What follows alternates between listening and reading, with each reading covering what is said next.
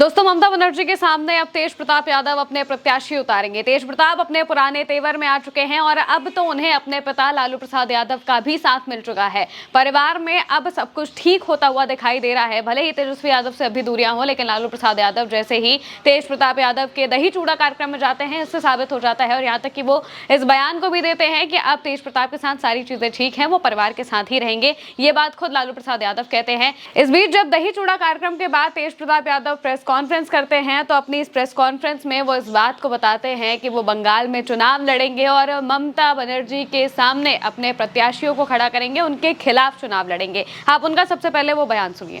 साथ कैसे लड़ेंगे? खिलाफ में लड़ेंगे। ममता जी जो हैं तो अभी जयचंद के गिरोह में है। कौन किसको देखिए, कौन किसको नहीं देंगे। हम भी लड़े थे, हम हारे। तो देखिए ऐसा कुछ नहीं है कि आदमी अगर लगातार जीत रहा है तो जीतवे करेगा, हार वो करेगा।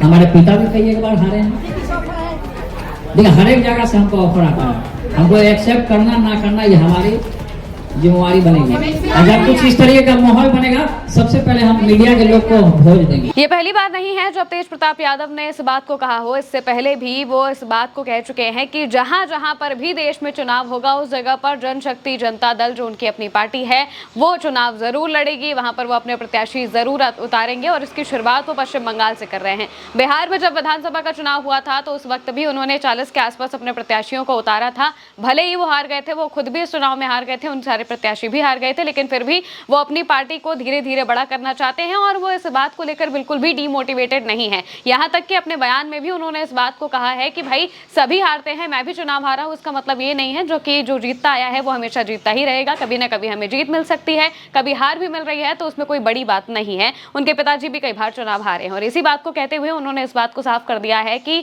तेज प्रताप यादव पश्चिम बंगाल में चुनाव लड़ेंगे, ममता बनर्जी के सामने अपने प्रत्याशियों को खड़ा करेंगे। और पश्चिम बंगाल में जिस तरह से हम मौजूदा वक्त की राजनीति को देख रहे हैं, ममता बनर्जी काफी डटकर सामने आ रही हैं। बीजेपी अपने हिसाब से सारी चीजों को करने की कोशिश कर रही है। ईडी, सीबीआई और तमाम तरीके की एजेंसियों को लगा दिया गया है अपने काम पर। और यहाँ तक कि ममता बनर्जी उन सब से, उनके जो सांसद हैं, उनके जो विधायक हैं, उनके जो कार्यकर्ता हैं, इन सभी चीजों से लड़ते हुए दिखाई दे रहे हैं। इस बीच तेज प्रताप यादव से जब इस बारे में बात की गई तो उन्होंने साफ कहा कि वो भी चुनाव लड़ेंगे और उनसे सबसे पहले यही पूछा गया था कि वो ममता बनर्जी के साथ चुनाव लड़ेंगे या खिलाफ लड़ेंगे, तो उन्होंने साफ कहा कि अभी तो वो जयचंदों के गुट में हैं, यानी कि वो तेजस्वी यादव के साथ है, क्योंकि ममता बनर्जी इंडिया गठबंधन में थी। मौजूदा वक्त में उसकी क्या स्थिति है कुछ साफ अभी नहीं है, लेकिन जिस तरीके से देखा जा रहा है तो यही माना जा रहा है कि ममता बनर्जी के सपोर्ट में जो बाकी के नेता हैं, जो बाकी के लोग हैं, वो आ सकते हैं। लेकिन ममता बनर्जी जयचंदों के गुट में है, इस बात को तेज प्रताप यादव ने कहा है और साफ तौर से कहा कि हम उनके खिलाफ में चुनाव लड़ेंगे। अब पश्चिम बंगाल में जब चुनाव होगा तब ये तस्वीरें धीरे धीरे साफ होंगी कि आखिर तेज प्रताप यादव कितनी सीटों पर चुनाव लड़ेंगे, किसे चुनाव लड़वाएंगे,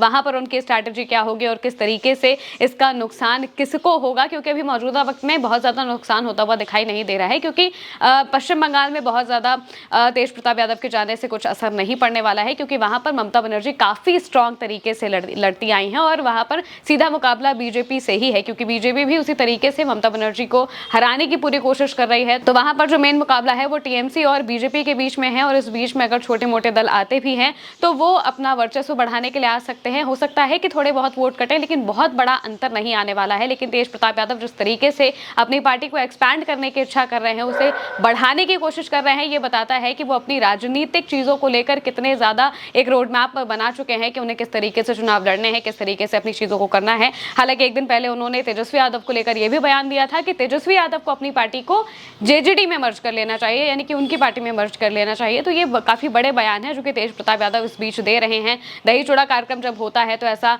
माना जाता है कि तेज प्रताप यादव के से मिलने के लिए जो तेजस्वी यादव है वो भी वहां पर पहुंचेंगे, लेकिन वो वहां पर नहीं पहुंचे हैं। पूरे बिहार के जो पत्रकार हैं, बिहार के जो राजनीतिक चीजों पर नजर रखने वाले लोग हैं, वो इस चीज का इंतजार कर रहे थे कि आखिर तेजस्वी यादव कब जाते हैं, क्योंकि सबसे पहले शुरुआत में जब कार्यक्रम की शुरुआत होती है तो लालू प्रसाद यादव की तस्वीर सामने आ जाती है, वो दिखाई दे जाते हैं। जो तेज प्रताप यादव है उनके बगल में बैठे होते हैं, काफी अच्छे अच्छे से सेवा करते हुए भी नजर आते हैं और इससे साफ चीजें पता चलती हैं कि लालू प्रसाद यादव के साथ उनका जो मनमुटाव था वो अब पूरी तरीके से खत्म हो चुका है। नजरें तेजस्वी यादव पर थी इसके बाद कि अब तेजस्वी यादव जाते हैं या फिर नहीं जाते हैं। दिन में जब सवाल पूछा गया तो तेज प्रताप यादव ने कहा कि वो आएंगे और यहाँ तक कि शाम में भी वो ये बात कहते रहे कि हम 9 बजे तक उनका इंतजार करेंगे, लेकिन तेजस्वी यादव नहीं पहुंचते हैं।